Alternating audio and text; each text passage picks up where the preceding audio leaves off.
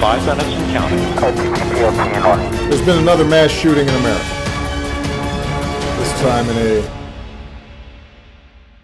Breaking news at 5 and a disconcerting sight. Dead birds falling out of the sky. I'm David Wade. I'm Lisa Hughes. The bodies of as many as 40 birds fell to the ground, and investigators are trying to figure out quickly what is going on. Bill Shields is live tonight in Dorchester. Bill? And this is really bizarre because residents in this nice little neighborhood near Upham's Corner came out this morning and they found dead birds or lethargic birds around, and not just any kind. There weren't sparrows or pigeons. There were only grackles. So with City Inspectional Services, the Animal Rescue League of Boston, trying to figure out what's going on around here. We received a call to come to the Bakersfield Street because there were a lot of deceased birds and birds, quote-unquote, falling out of the sky. Over 40 grackles found dead or lethargic near Upham's Corner.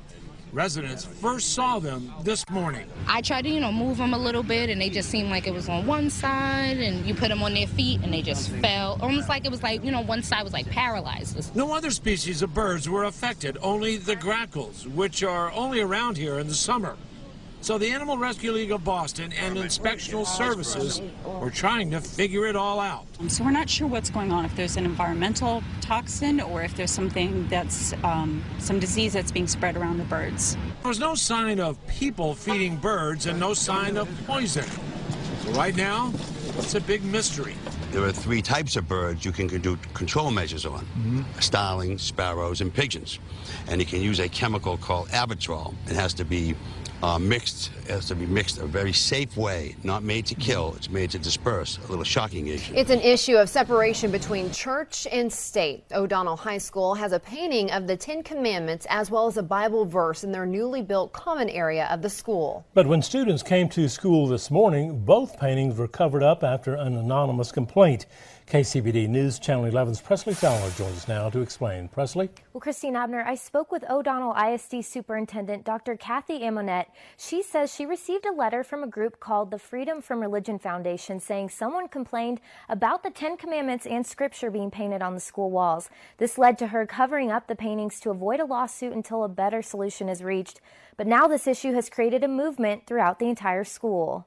Be on your guard, stand firm in your faith, be courageous, be strong. 1 Corinthians 16:13, which meaning that we all just need to stand firm, The whole school came together today.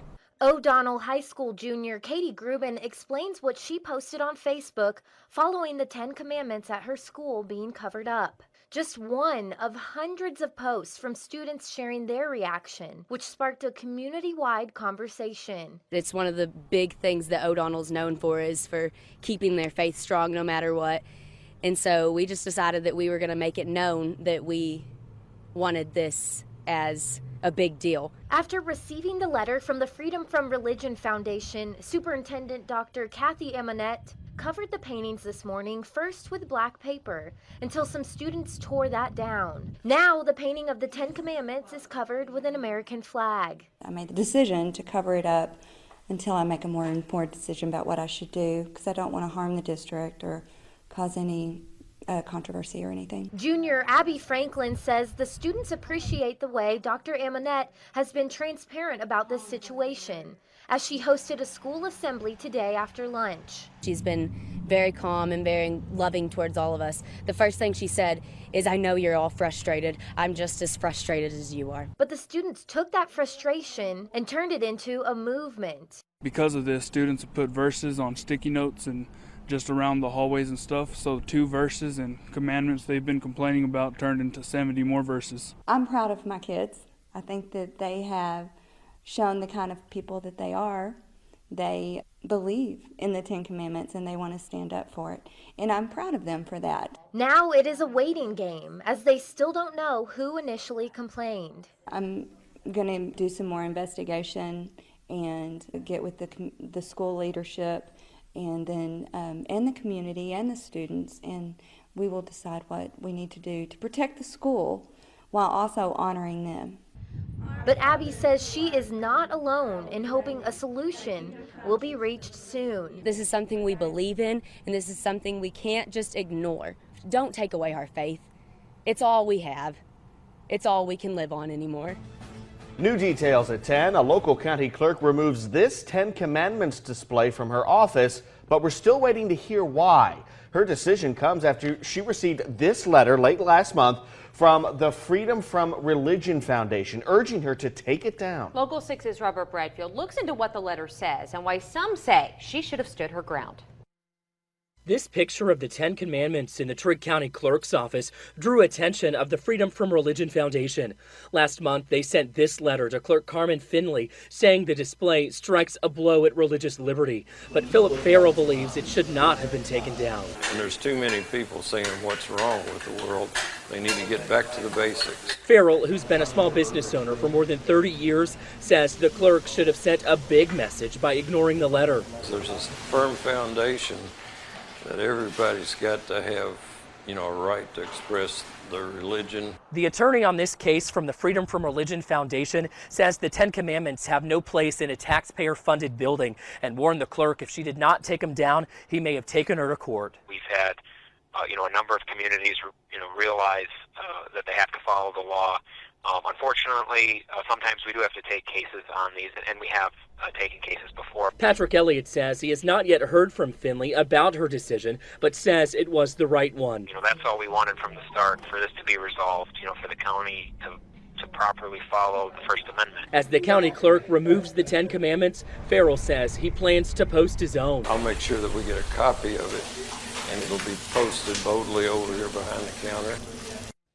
Now, since we posted the story on our web channel and Facebook this afternoon, we've heard from hundreds of you. We have 2 of your comments here tonight. First, Julian Heath says, remove. The institution should not support any religion. This goes for schools too. Then Sandra Rankin says, thankfully the commandments are written on my heart. She goes on to say, no one can take that from me. Now, Trigg County Judge Executive Hollis Alexander met with Finley today, and he says it was really her decision to move that display. So has this Freedom from Religion Foundation been involved in similar cases in Kentucky? They have, and Elliott tells me the foundation sent a similar letter to Rockcastle County. They took down their 10 Commandments display. He says another letter will be sent to another county soon, but did not. Police and communities are on alert as mysterious clown sightings continue to spread throughout the southeast. The sightings began more than a week ago in Greenville, South Carolina. Since then, there have been more sightings, but in a different state, North Carolina. While police say dressing as a clown is not a crime, trying to lure children into the woods is, which some of the clowns reportedly have tried to do. It's a man in the woods that's going to say, come here, we got ice cream and candy. There was clowns running in the woods telling the kids that they had candy and they would give it to them if they came down. Rumors are swirling that the sightings might be a promotion for a film, 31, which is about murderous carnival workers dressed as clowns. However, the production company has denied any involvement. Sightings causing a stir in the Carolinas, now making their way here to Arizona. Check this out. Somebody biking down a street in Yuma wearing a clown mask. It's a trend in the U.S. aimed to scare people, apparently. It's gone a step further, actually, in the Carolinas, though, where people dressed as clowns who tried to lure kids into the woods. Oh, that got a close call. Oh, please. Oh, did that house ever luck out? Oh, my God. No, it hit the house. It hit the house. Oh, no. It hit the house. Oh, my God. No. Oh, look at the, oh, no. We have to go back. Yeah, go over and check on them. Oh, my God, it destroyed that. It destroyed that house. Oh, people. Please say that there's nobody home. Please, no. Please tell them they took cover. Please tell me they took cover. We're talking about northwestern Tanzania, where this earthquake took place. It was magnitude 5.9. Locally, it occurred in the afternoon on Saturday, and we're getting some of the first visuals in from that area to CNN. 11 confirmed fatalities so far. We also have at least 200 injuries that have been reported. But remember, it's very difficult to get information, let alone footage, out of this very remote part of Africa, East Africa, I should say. The depth was 10 kilometers, and again, the magnitude was 5.9. It was just on the shores of Lake Victoria. We'll try and break it down for you so you can see exactly what people across this region have had to deal with over the past 12 hours, let alone the aftershocks that will be felt going forward. We had a population of just over 700,000 people that felt strong shaking, but get a load of this. Over 400,000 either felt very strong or severe shaking from this magnitude 5.9. That had a lot to do with the very shallow nature of the earthquake. Here's Lake Victoria, Tanzania, right on the border of Uganda. So just gives you a geographical reference of where this is located. The U.S. Geological Survey has the ability to compare this type of an earthquake in terms of the magnitude, as well as the depth and the vulnerability of this particular region, and put out an estimate of fatalities from a similar type earthquake. And you can see that the highest probability of fatalities lies either between what we've already seen, 11 confirmed, to up to 100 people. So this is something that we'll want to monitor going forward for the next several days, because this will greatly impact families and lives across this region. Just take a look at this video. These are bats that you see flying around there, and they're infesting a Haines City school building, and they're forcing the school to relocate its students. That's right, and all new at 6, ABC Action News reporter Ryan Race tells us how long it will take to get them out of there and the big price that it'll cost you. The school mascot is the Hornet, but lately it's the bats taking over the classroom by the hundreds. The music building at Haines City High School is now infested with them, and the disgusting mess they leave behind.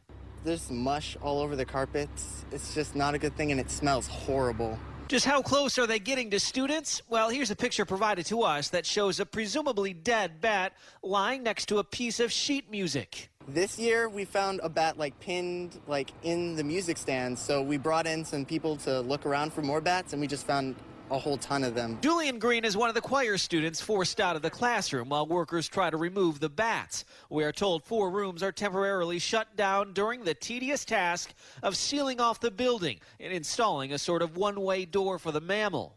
When one comes out, they can't go back in. They go find another place to be at. Jason Provo with Centurion Services says it takes up to 2 weeks for all the bats to find a new home.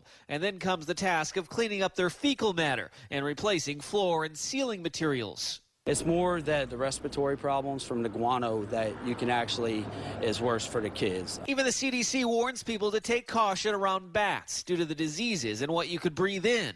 In all, the district tells us it's spending $13 grand on the job that students say couldn't come soon enough. It's wrong. There really shouldn't be furry creatures inside of a school. In Haines City, Ryan Raish, ABC Action News.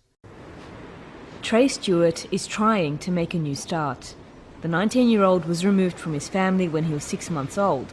Disconnected from his kin and culture, he says he's now struggling to adjust to adult life. It stuffed me up very much. I just see myself as the drifting person who doesn't really know much about himself. The experience of young Aboriginals like Trey has prompted a group of grandmothers to unite against removals of their young. Sue Ellen Tai has 2 grandchildren in the care system and says that while many children need protection, they should be placed with extended family members. My case is similar to lots of cases across Australia, and that's the issue, that this is systemic. It's not just isolated cases. Other Aboriginal matriarchs say a new stolen generation is being created, a reference to families affected by government policies of forced removals of Indigenous children that ended in 1970. It's actually the 5th stolen generation in my family. It's something that I call the continued stolen generation. The most common cause for the removal of Aboriginal children is neglect. But a recent Senate inquiry into out-of-home care has found that a failure to understand cultural practices often leads to these findings.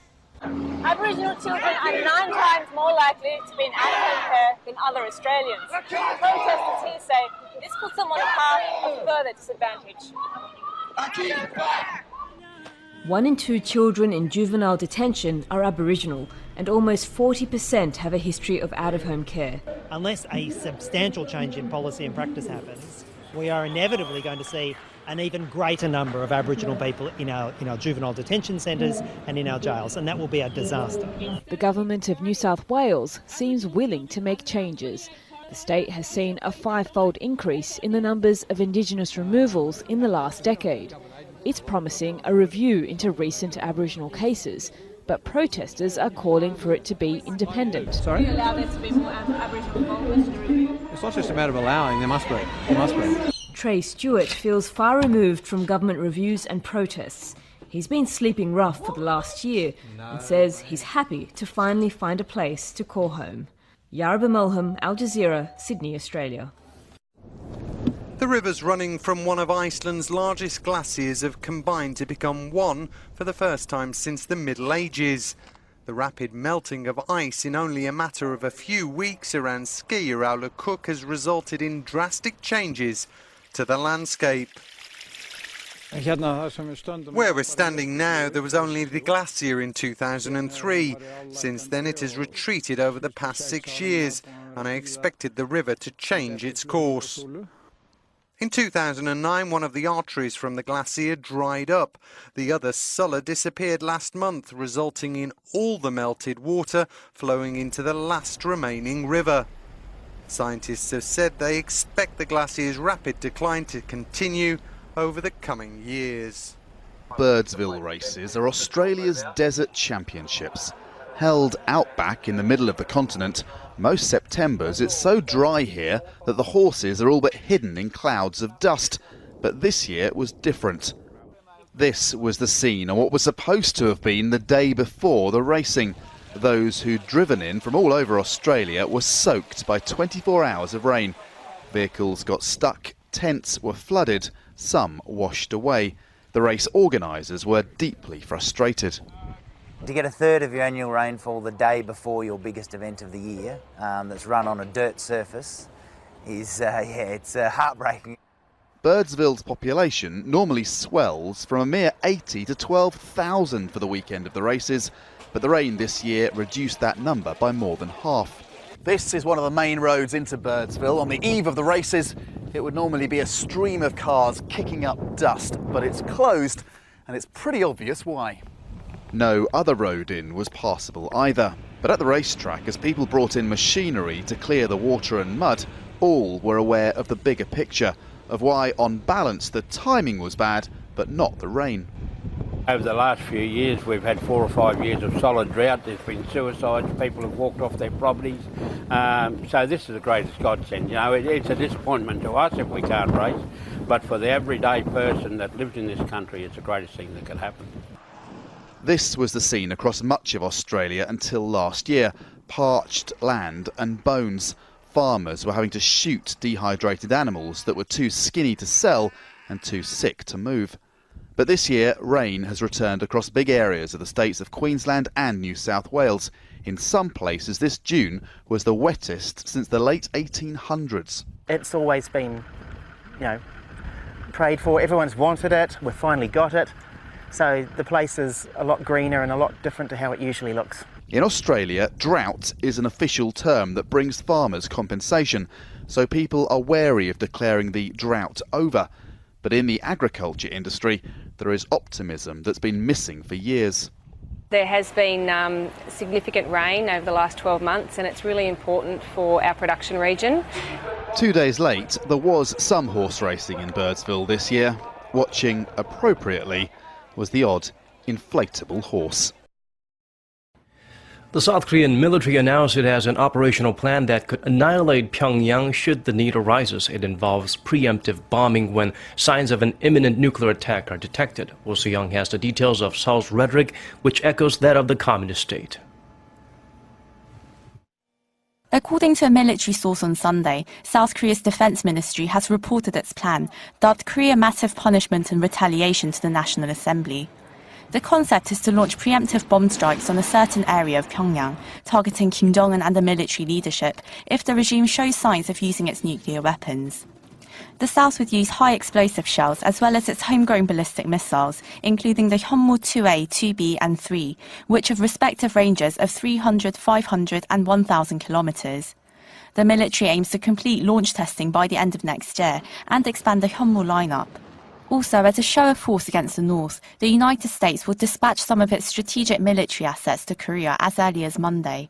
These are likely to include units from its long-range arsenal like the B-52, B-1B and B-2 bombers from the Andersen Air Force Base in Guam. Meanwhile, next month, South Korea and the United States will conduct joint naval exercises to simulate the targeting of major military facilities in the event of war. The US will deploy the USS Ronald Reagan, the flagship of one of its carrier strike groups. The nuclear-powered aircraft carrier can carry up to 80 combat fighters and aircraft and a crew of more than 5,000. The defense contingency measures come amid concerns expressed by the American media about the growing possibility of the North's missiles reaching the US mainland. On Saturday, the Wall Street Journal remarked on the North's fast-paced nuclear development, saying that, quote, the rogue regime will soon have an arsenal that can hit Chicago. The New York Times also highlighted the dangers, suggesting that the North will have the know-how to develop a nuclear warhead by the year 2020. Oh Soo-young, Arirang News. Nominal first stage performance. T-minus 5 minutes and counting. There's been another mass shooting in America. This time in a